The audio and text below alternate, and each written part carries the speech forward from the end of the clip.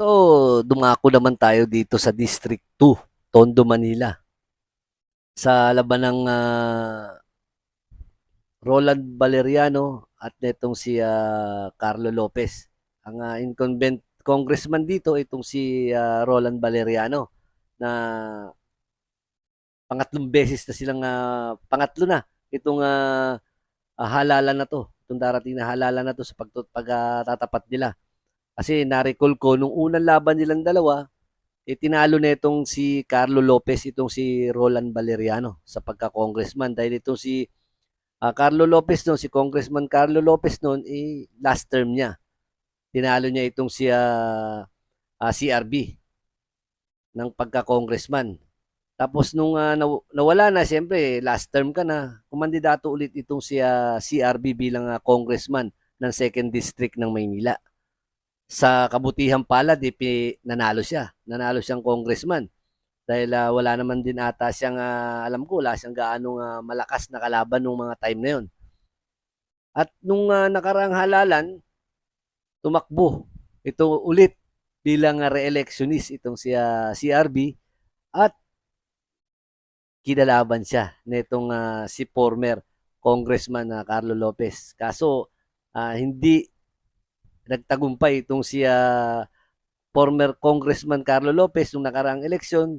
Tinalo siya ni CRB sa pagka-congressman. Kaya ang incumbent congressman ngayon itong si CRB at ngayong halalan na to, muling pagtatapat po nila. Pangatlong beses silang magtatapat nitong halalan na to. Kaya napakaganda pong laban na to. Si CRB nakatikit kay Mayor Hani Lacuna. Si former Congressman Carlo Lopez naman nakatikit dito kay former Mayor Isko Moreno.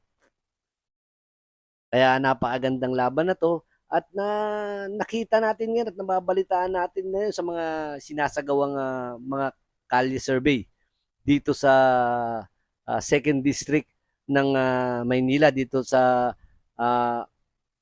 pagka-congressman.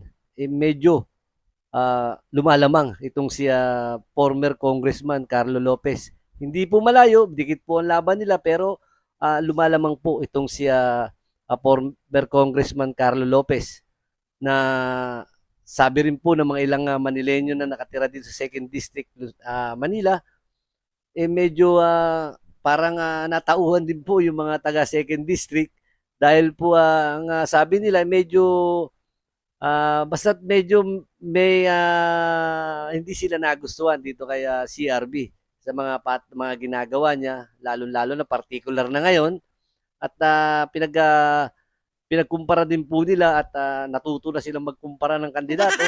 Pinagkumpara nila itong dalawa kung ano yung nagawa nila na nung congressman si Carlo Lopez at ng congressman si CRB, nakita po nila na talagang itong si Carlo Lopez talagang napakaraming nagawa nung siya ay congressman dito sa 2nd District ng Maynila.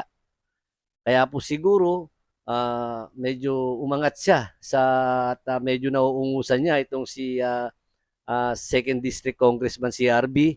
Hindi rin po yan siguro dahil din po sa pagtikit niya dito kay Isko Moreno na alam naman natin na talagang majority ng mga Manileño ay gusto talagang pabalikin ito si Isko. Kaya napakaganda po ng laban na to. At ngayon, kasulukuyan ngayon, nakikita natin, nagkakaroon ng mga kalye survey tungkol naman ito sa mga vice mayor pala ng lungsod ng Maynila. Ito yung tututukan natin ito. Pero ngayon, pag-uusapan natin na ngayon, itong tungkol kay CRB at Lopez. 3, di ba? Ayan, magandang laban. Ngayon, medyo maganda yung laban nila. Napakaganda, malayo pa yung election, pero yung mga tao, talagang pinag-uusapan na itong laban ng Lopez Valeriano 3 dito sa 2nd District ng lungsod ng Maynila. Kaya abangan po natin yan. Magandang laban yan.